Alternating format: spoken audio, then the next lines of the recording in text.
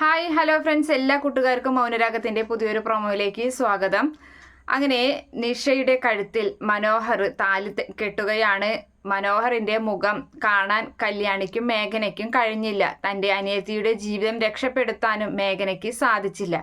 കല്യാണം താലികെട്ടൊക്കെ കണ്ടതിന് ശേഷം പുറത്തിറങ്ങിയ മേഘന കല്യാണിയോട് പറയുന്നുണ്ട്, തൻ്റെ അനിയത്തി എങ്ങനെയെങ്കിലും നല്ല രീതിയിൽ ജീവിച്ചാൽ മതിയായിരുന്നു എന്ന് പറയുമ്പോൾ കല്യാണി പറയാണ്, അത് ഇത്തിരി ബുദ്ധിമുട്ടാവും മോളെ, കാരണം നിന്നെ ഒരുപാട് വേദനിപ്പിച്ചിട്ടുള്ളതാണ് അവള്. നമ്മൾ ആരെങ്കിലെയും കരുതി കൂട്ടി വേദനിപ്പിച്ച് കഴിഞ്ഞു കഴിഞ്ഞാൽ, തെറ്റ് ചെയ്യാതെ കരുതി കൂട്ടി വേദനിപ്പിച്ചാൽ അവർ രക്ഷപ്പെടാൻ ഇത്തിരി ബുദ്ധിമുട്ടായിരിക്കും. അവരെ ദൈവം നല്ല രീതിയിൽ തന്നെ ശിക്ഷിക്കും എന്നിങ്ങനെയൊക്കെ പറഞ്ഞു കൊടുക്കുന്നുണ്ട്.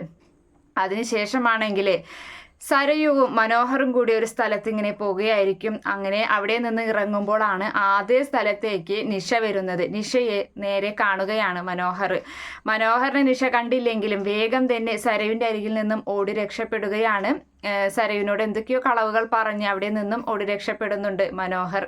എന്നിട്ട് അവിടെ എന്തൊക്കെയോ ഒരു മാക്സിയൊക്കെ എടുത്തിട്ടിട്ട് പുറത്തേക്ക് ഓടുകയാണ്.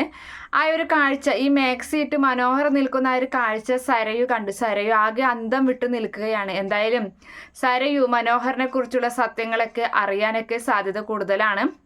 അതിനുശേഷമാണെങ്കിൽ രാഹുൽ അപ്പുറത്തെ വീട്ടിലേക്ക് നോക്കി നിൽക്കുകയാണ്. കല്യാണിയും കിരണും കുഞ്ഞും കൂടി വലിയ സന്തോഷത്തോടു കൂടി കുഞ്ഞിനെ ലാളിക്കുന്ന ഒരു കാഴ്ച അത് കണ്ട് രാഹുൽ പറയുന്നുണ്ട്, അവളെ എത്രയും വേഗം ഇല്ലാതാക്കണം, എന്നിട്ട് എൻ്റെ അനന്തരവനെ അവനെ എൻ്റെ മരുമകനായി എത്രയും വേഗം മരുമകനാക്കണം എന്നൊക്കെ ഇങ്ങനെ മനസ്സിലൊരു ഉറച്ച തീരുമാനമെടുത്ത് അവരുടെ വീട്ടിലേക്ക് നോക്കി നിൽക്കുകയും ചെയ്യുന്നൊക്കെ ഒരു ഭാഗമാണ് അടുത്ത ആഴ്ചയിലെ പ്രൊമോ ആയിട്ട് വന്നിട്ടുള്ളത്.